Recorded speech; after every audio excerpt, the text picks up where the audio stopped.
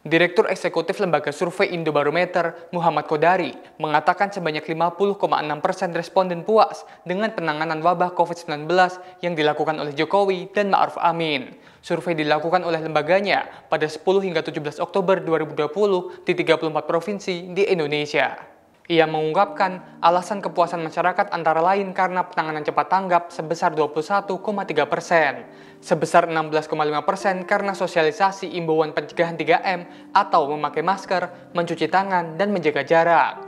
Berikutnya, karena penanganan pembatasan sosial berskala besar atau PSBB cukup baik, sebesar 14,5%. Disusul dengan kepuasan masyarakat akan beragam bantuan sosial pusat sebesar 12% dan banyaknya pasien yang sembuh sebanyak 9,6%. Jumlah sampel sebanyak 1.200 responden. Responden merupakan warga negara Indonesia yang sudah memiliki hak pilih berdasarkan peraturan yang berlaku minimal 17 tahun atau lebih atau sudah menikah pada saat survei dilakukan. Metode penarikan sampel menggunakan multi-stage random sampling dengan tingkat kesalahan kurang lebih sebesar 2,83% dan tingkat kepercayaan 95%. 50,6% menyatakan puas dan yang tidak puas 47,5%. Lalu kita punya pertanyaan, apa alasan merasa puas?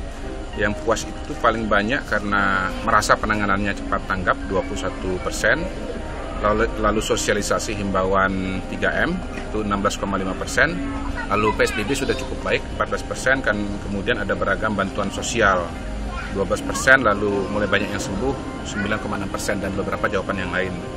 Lalu yang tidak puas menyatakan bahwa penanganan secara umum lambat itu 22%, lalu data penerima bantuan tidak akurat itu 14,6%, lalu pasien semakin banyak 14% juga, kebijakan Jokowi tidak konsisten 12,6% dan lambat dalam mendistribusikan bantuan sosial 8,8%. Jadi secara umum memang masyarakat cukup terbelah ya, misalnya dari jawaban tertinggi ada yang mengatakan cepat, ada yang mengatakan lambat. Yang jelas sih masalah-masalah yang muncul ya sebagai alasan tidak puas penanganan COVID ini kalau diperbaiki harusnya bisa meningkatkan tingkat kepuasan masyarakat kepada penanganan COVID oleh Pak Jokowi dan Pak Ma'ruf Amin.